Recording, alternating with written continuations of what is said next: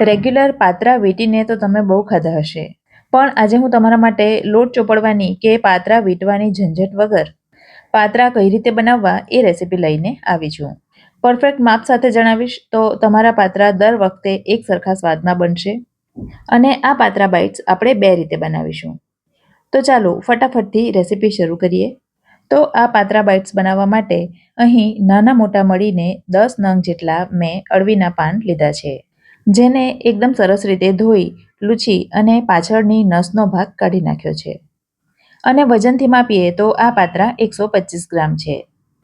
હવે સૌથી પહેલાં તો આપણે પાત્રાને પાતળી પાતળી સ્ટ્રીપમાં કાપવાના છે. તો એના માટે મોટા અને નાના પાન મેં અલગ કરી લીધા છે. હવે આ નાની સાઈઝના 4-5 પાન લઈ એને વચ્ચેથી કટ આપી દઈશું. અને ત્યાર પછી એને ભેગા કરી એનો એક રોલ વાળી દઈશું. અને ત્યાર પછી વિડીયોમાં જોઈ શકો છો એ રીતે એને કટ કરી લઈશું. અને એ જ રીતે મોટા પાનને પણ કટ કરી લઈશું. અને એ રીતે બધા પાન કટ કરીને તૈયાર થઈ ગયા છે. હવે એને કપથી પણ માપી લઈશું, જેથી તમને ખ્યાલ આવે કે કેટલી સ્ટ્રીપ તૈયાર થઈ છે.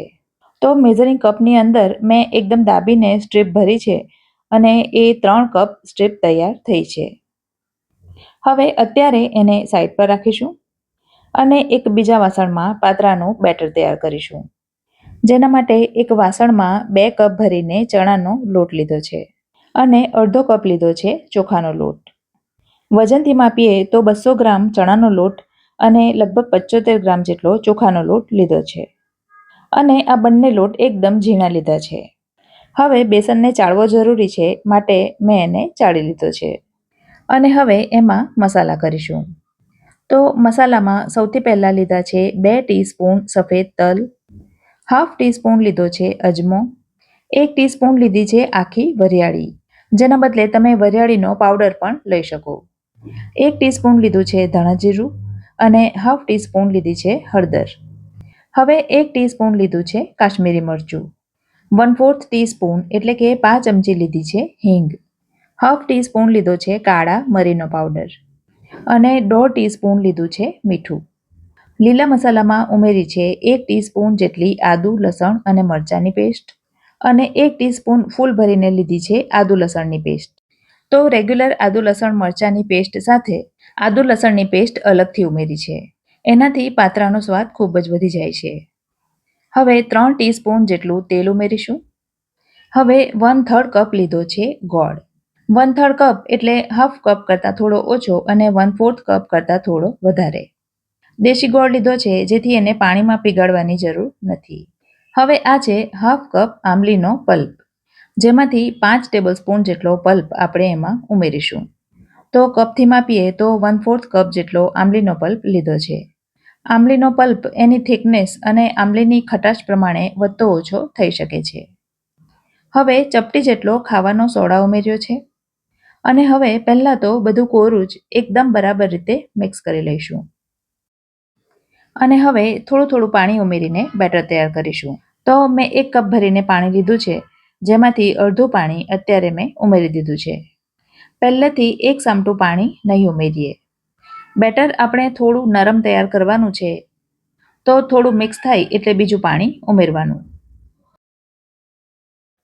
આ બેટરને આપણે થોડું નરમ રાખીશું, જેથી પાત્રા પણ સરસ નરમ બનશે. તો 1 કપ પાણી લીધું હતું, જેમાંથી પોણા કપ જેટલું પાણીનો ઉપયોગ મેં કરી લીધો છે. અને એકદમ બરાબર રીતે મિક્સ કરતાં આ પ્રકારનું બેટર તૈયાર થયું છે, જે એકદમ પરફેક્ટ છે. હવે પાત્રાની સ્ટ્રીપ જે આપણે તૈયાર કરી છે એ થોડી થોડી ઉમેરતા જવાની અને મિક્સ કરતા જવાનું, જેથી લોટ બધી પાત્રાની સ્ટ્રીપ ઉપર એકદમ સરસ રીતે ચોંટે. ફ્રેન્ડ્સ, મારા વિડીયો તમને ગમતા હોય અને મારી ચેનલને તમે હજી સુધી સબસ્ક્રાઈબ ન કરી હોય તો સૌને વિનંતી છે કે જલ્દીથી સબસ્ક્રાઈબ કરી દેજો. અને વિડીયો જો ગમે તો વિડીયોને લાઈક ચોક્કસ કરજો. તો આ રીતે બધી સ્ટ્રીપની ઉપર લોટ એકદમ સરસ રીતે ચોંટી ગયો છે, તમે જોઈ શકો છો. અને પાનની સ્ટ્રીપના પ્રમાણમાં લોટ એકદમ પરફેક્ટ છે. જો આના કરતાં વધારે લોટ હશે તો પછી પાત્રા ખાવાની એટલી મજા નહીં આવે. વળી પાત્રામાં તમે જે મસાલો કરો છો એ થોડો થોડો ચડિયાતો કરવાનો, તો જ પાત્રા સરસ ચટપટા બને છે. તો આ તરફ સ્ટીમરમાં પાણી ગરમ થવા માટે મૂકી દીધું છે. હવે આ પાત્રાના બેટરને આપણે ઢોકળાની પ્લેટમાં પાથરીશું. તો આ ઢોકળાની પ્લેટને પણ તેલથી ગ્રીસ કરીને તૈયાર કરી દેવાની. ત્યાર પછી એના ઉપર થોડા થોડા તલ ભભરાવી દઈશું અને પાત્રાનું બેટર બધું અંદર લઈ લઈશું અને ચમચાની મદદથી ફેલાવી એક સરખું કરી દઈશું. બાઇટ્સની થિકનેસ તમારે જેટલી રાખવી હોય એ પ્રમાણે એને પાથરવાનું. તો મેં અહીં લગભગ 1 ઇંચ જેટલી થિકનેસનું બેટર પાથર્યું છે. હવે એની ઉપરની તરફ પણ થોડા થોડા તલ સ્પ્રિંકલ કરી દઈશું અને પ્લેટને સ્ટીમરમાં સ્ટીમ થવા માટે મૂકી દઈશું. આ તરફ સ્ટીમરનું પાણી પણ તમે જોઈ શકો છો એકદમ સરસ ગરમ થઈ ગયું છે. તો આ પાત્રા બાઇટ્સને હાઈ ગેસની ફ્લેમ ઉપર 20 મિનિટ માટે સ્ટીમ બોઇલ થવા દઈશું અને 20 મિનિટ પછી તમે જોઈ શકો છો પાત્રા એકદમ સરસ રીતે બફાઈ ગયા છે. તો હવે ગેસને કરી દઈશું બંધ અને એને થોડું ઠંડુ થવા દઈશું. એને ગરમ ગરમમાં કટ નથી કરવાના. તો 10 થી 15 મિનિટ પછી એ થોડા ઠંડા થાય એટલે જે રીતે આપણે ઢોકળાને કટ કરીએ છીએ એ જ રીતે કટ કરી દઈશું. તો આ રીતે એ ખૂબ જ સરળતાથી કટ થઈ જાય છે અને લોટ ચોપડવાની કે પાત્રા વીંટવાની ઝંઝટ વગર પાત્રા બાઇટ્સ તૈયાર છે. સ્વાદમાં એકદમ સરસ રેગ્યુલર પાત્રા જેવા જ લાગે છે. તમે એને વઘાર્યા વગર એમનેમ પણ ખાઈ શકો છો. ગરમ ગરમ બાઇટ્સ ઉપર કાચું શીંગ તેલ અને ડુંગળી નાખીને ખાઓ તો મજા જ આવી જાય છે. પણ આપણે એને 2 રીતે બનાવીશું. પહેલી રીતમાં એક ફ્લેટ પેનમાં 2 ટેબલસ્પૂન જેટલું તેલ લઈ લીધું છે, જેમાં આ બાઇટ્સને શેલો ફ્રાય કરીશું. તમે એને ડીપ ફ્રાય પણ કરી શકો છો, પણ શેલો ફ્રાય કરો તો પણ એ સારા જ લાગે છે. તો બધી બાજુ ફેરવી એને બધી તરફથી ક્રિસ્પી કરી લેવાના અને આ રીતે તૈયાર થાય છે ફ્રાય કરેલા ક્રિસ્પી પાત્રા, જે ઉપરથી એકદમ કુરકુરા અને અંદરથી એકદમ સોફ્ટ હોય છે. હવે એનો વઘાર કરીશું, જેના માટે ફરી એ જ પેનમાં 1 ટેબલસ્પૂન જેટલું તેલ એડ કરી દીધું છે. હવે વઘારમાં ઉમેરી છે 1/2 ટીસ્પૂન રાઈ.